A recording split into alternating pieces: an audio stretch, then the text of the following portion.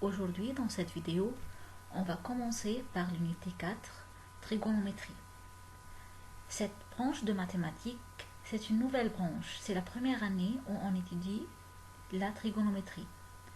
Alors, dans cette année, on va prendre seulement les bases de trigonométrie, les 3 rapports de base. Dans l'unité, il y a 2 leçons, mais effectivement, ce sont une seule leçon, non pas 2. Alors, on ne peut pas séparer les 2 leçons. Mais d'abord, on doit savoir très bien que la trigonométrie, surtout cette année, est utilisée seulement quand on a un triangle rectangle. Alors dans l'exercice, s'il a demandé les rapports trigonométriques et on n'a pas dans la figure un triangle rectangle, alors on doit chercher nous-mêmes dans la figure un triangle rectangle. On peut tracer un segment, on doit chercher dans la figure s'il y a un triangle rectangle qui se cache. Alors, on ne peut pas calculer les rapports trigonométriques si on n'a pas un triangle rectangle. C'est la base de cette année. D'accord? Alors, commençons. D'abord, on doit savoir que les angles sont calculés ou bien sont exprimés par le degré. Le degré, c'est l'unité de mesure des angles. Mais parfois, on a par exemple un angle de 180,48 degrés. Un angle qui est par exemple 280,176 degrés. Alors il y a des mesures parfois où on a des virgules, des chiffres après la virgule, des mesures décimales. C'est pour cela on trouve qu'on a des unités de mesure plus petites que les degrés pour faciliter l'expression des degrés, des angles. Ce sont les minutes, et de degré à minute, je fais fois 60, c'est comme l'heure à minute. On a aussi la seconde, c'est de même, de minute à seconde, on fait fois 60. Donc, par exemple, 56 degrés, 10 minutes et 48 secondes. Pour le degré, on a le symbole de degré ordinaire qui est le petit rond ou bien le cercle à côté de 56, c'est le degré. Le symbole de minute, c'est l'apostrophe, et le symbole de seconde, c'est 2 apostrophes. Ce même angle-là, on peut le donner ou bien on peut l'exprimer en degrés ordinaires. C'est 56,18 degrés. C'est le même angle. 56 degrés, 10 minutes et 48 secondes, c'est la même chose que 56,18 degrés. C'est le même angle, mais dans 2 formes différentes. Comment on peut trouver sur la calculatrice les 2 formes différentes d'une expression d'un angle, le degré et le degré minute et seconde? On a le bouton suivant. Ce bouton-là, degré et 3 apostrophes, c'est le bouton qui nous permet d'exprimer les 2 formes de degré ou bien les 2 formes des angles. Alors, pour écrire la mesure de l'angle, on écrit par exemple 56, on touche sur le bouton, 10 et on touche sur le bouton, et 48, on touche sur le bouton. Et on touche à la fin égale. Alors, la calculatrice va me donner la forme en degrés, minutes et secondes. C'est 56 degrés, 10 minutes et 48 secondes. Si moi je veux la forme ordinaire, alors je touche sur le même bouton. Alors, on touche sur le même bouton. Alors, la calculatrice va transformer la forme degrés, minutes, secondes à la forme ordinaire qui est 56,18 degrés. Voilà, sur la calculatrice, en utilisant ce bouton-là, on peut chercher les 2 formes. Alors, je peux écrire 56,18 et je touche égal, puis je touche sur le bouton. Alors, la calculatrice va me donner la forme en degrés, minutes, secondes, ou bien inversement, j'écris sur la calculatrice 56 degrés, 10 minutes et 48 secondes, et je touche égal, puis je touche sur le bouton et j'obtiens la forme ordinaire. Maintenant, arrivé au rapport trigonométrique. Ce sont les rapports, je répète, les rapports de base. Ce sont les bases de toutes les trigonométries qu'on va apprendre dans les années suivantes. Alors, comme on a dit au début de cette vidéo que cette année, on doit utiliser les rapports trigonométriques dans un triangle rectangle, c'est pour cela, voilà un triangle rectangle ABC qui est rectangle en C. On va calculer les rapports trigonométriques pour les angles aigus. Alors les angles ici aigus dans cette figure sont A et B. Moi, pour expliquer, je veux utiliser l'angle A. Je veux faire les rapports dans cette figure ou bien dans cet exemple selon l'angle A. Alors voilà, c'est l'angle A.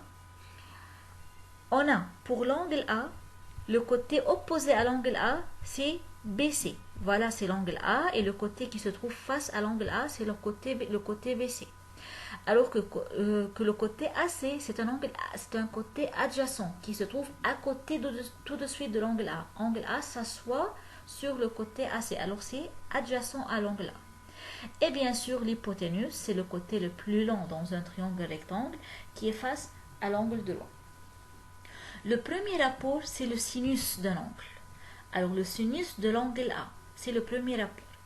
La règle dit que le sinus d'un angle est égal au côté opposé sur l'hypoténuse. Alors le côté opposé, c'est qui pour l'angle A? C'est voilà, c'est BC. Sur l'hypoténuse, qui est l'hypoténuse ici? C'est AB. Donc le sinus de l'angle A est égal à BC sur AB, opposé sur hypoténuse. Maintenant, le deuxième rapport, c'est le cosinus. Voilà sinus, maintenant le cosinus. Le cosinus de l'angle A est égal, d'après la règle, c'est le côté adjacent. Alors le côté adjacent à l'angle A, c'est le côté où l'angle A s'assoit, c'est le côté AC, sur l'hypoténuse aussi, alors sur AB de nouveau. Donc le cosinus est égal à à AC sur AB.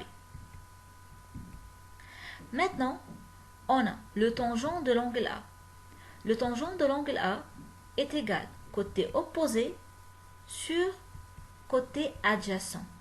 Alors le tangent de l'angle, c'est côté opposé sur côté adjacent. Alors c'est BC sur AC. Voilà, c'est le tangent de l'angle A. Ici, il y a dans le cosinus un tiré de fraction qui manque. Je ne sais pas où est-elle. Alors cosinus de l'angle A, c'est AC sur AB et tangent de l'angle A, c'est BC sur AC. Mais pour le tangent, on a une autre formule, on peut l'utiliser, selon l'exercice bien sûr. C'est sinus sur cosinus. Alors, le tangent de l'angle A, on peut le calculer par deux méthodes. Ou bien côté opposé sur côté adjacent, c'est BC sur AC, ou bien c'est sinus sur cosinus du même angle. Voilà les trois rapports. Sinus, c'est côté opposé sur hypoténuse de l'angle. Cosinus, c'est côté adjacent sur l'hypoténuse du triangle. Et le tangent, c'est le côté opposé sur le côté adjacent, ou bien c'est le sinus sur le cosinus.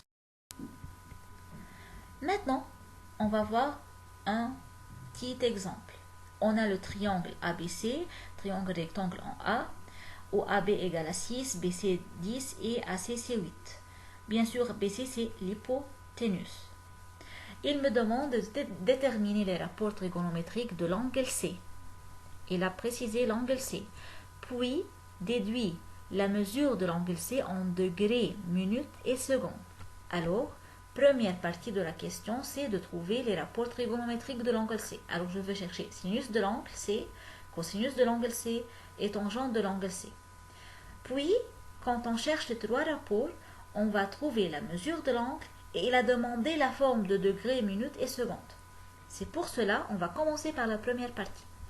Sinus de l'angle C, c'est côté opposé sur hypoténuse. L'angle C, ici, le côté qui est face à l'angle C, c'est AB. Donc AB sur le côté opposé, sur l'hypoténuse, c'est BC. Alors c'est 6 sur 10. Par simplification est égal à 3 sur 5. Le deuxième rapport, c'est le cosinus de l'angle C. Cosinus, c'est adjacent sur hypoténuse. Adjacent, c'est-à-dire le côté où l'angle s'assoit. L'angle C s'assoit sur le côté AC. Alors AC, c'est l'adjacent de l'angle C. Et BC, c'est l'hypoténuse. Alors c'est 8 sur 10, par simplification égale à 4 sur 5. Troisième rapport, c'est le tangent de l'angle C. Tangent, c'est opposé sur adjacent. Alors c'est AB sur AC. C'est 6 sur 8 égale à 3 sur 4. Et bien sûr, je peux utiliser la deuxième formule de tangente qui est sinus sur cosinus. On a déjà calculé le sinus et on a déjà calculé le cosinus. Alors c'est 3 sur 5 divisé ou bien sûr 4 sur 5. Je veux obtenir toujours la même réponse 3 quarts. 3 sur 4. Voilà, on a trouvé les trois rapports trigonométriques de l'angle C. Maintenant, je veux chercher la mesure de l'angle C. On sait les trois rapports. Alors, je peux choisir n'importe quel rapport. Sinus, cosinus ou tangente. C'est à vous de choisir. Si vous avez les trois rapports, c'est à vous de choisir.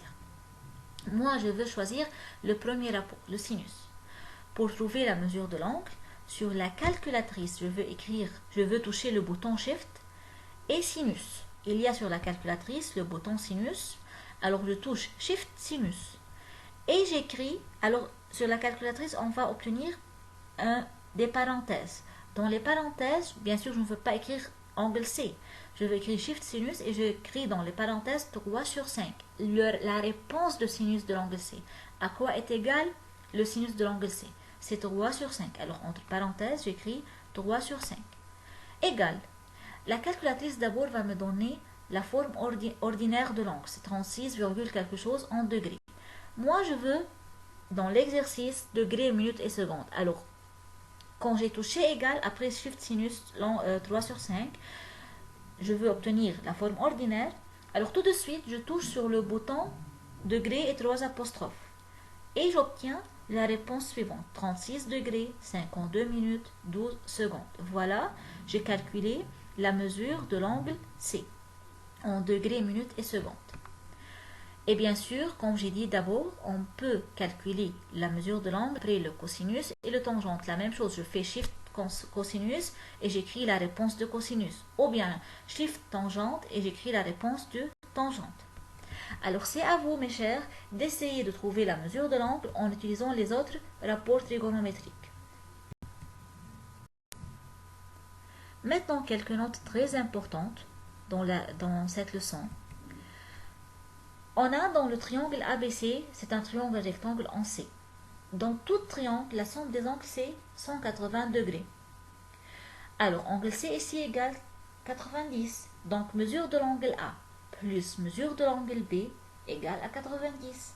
Car mesure de l'angle A plus mesure de l'angle B égale 180 moins mesure de l'angle C qui est 90 degrés. Donc, c'est 90 degrés.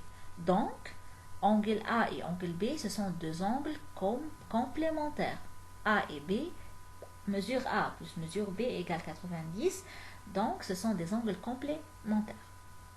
Donc, ici, je peux conclure ou bien je peux tirer une conclusion que tous angles complémentaires, le sinus du premier est égal au cosinus du deuxième. Et inversement, le sinus du deuxième égale le cosinus du premier.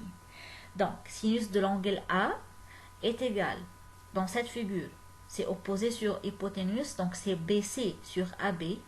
Et cosinus de son angle complémentaire, qui est angle B, c'est adjacent sur hypoténuse. Le côté adjacent à l'angle B, c'est le côté BC.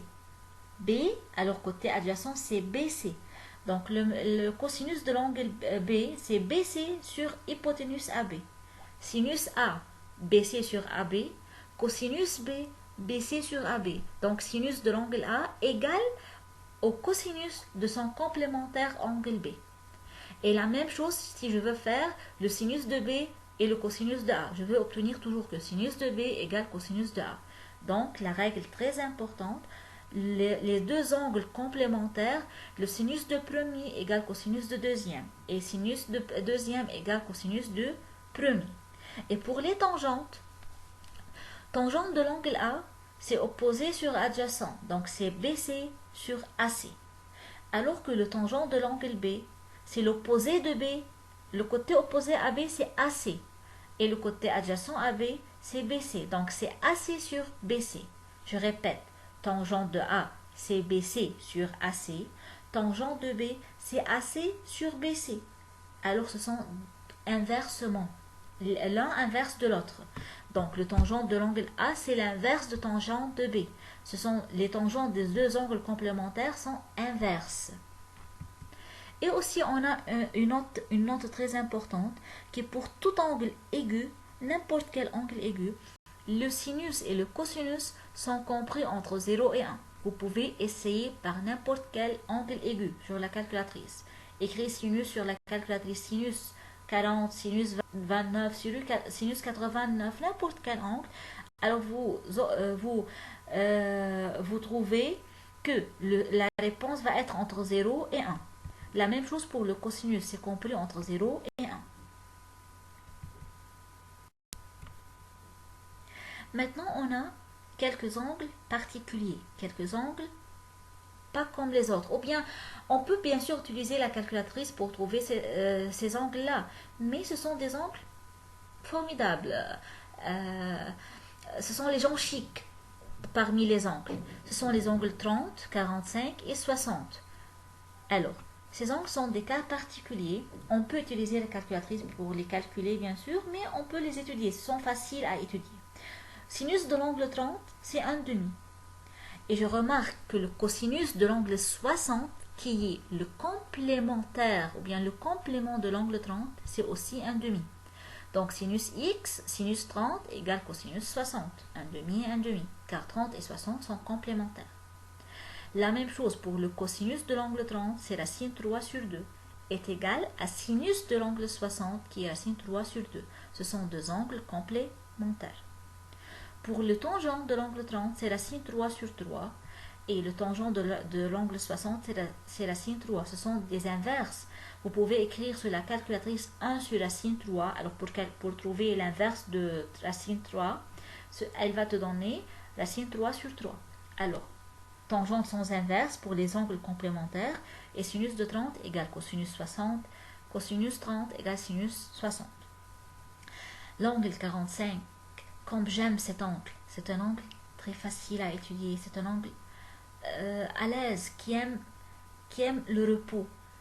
Le cosinus de l'angle 45 est égal au sinus de l'angle 45, c'est racine 2 sur 2. Alors racine de 2 sur 2 est égal sinus et égal cosinus. Alors tout simplement, le tangent de l'angle 45 va être égal à 1, car tangente égale sinus sur cosinus. Alors racine 2 sur 2 divisé par racine 2 sur 2 est égal à 1. Alors peut-être dans l'exercice, il va te donner une question suivante. Le tangent de l'angle où le cosinus est égal au sinus et alors il te donne une remarque, le sinus égale cosinus. Alors le seul angle où le sinus égale cosinus, c'est l'angle 45. Donc le tangent de l'angle 45 est égal toujours à 1. C'est tout pour cette unité. C'est toutes les informations qu'on doit bien savoir et on doit bien étudier les rapports trigonométriques. Alors, merci pour votre attention et au revoir.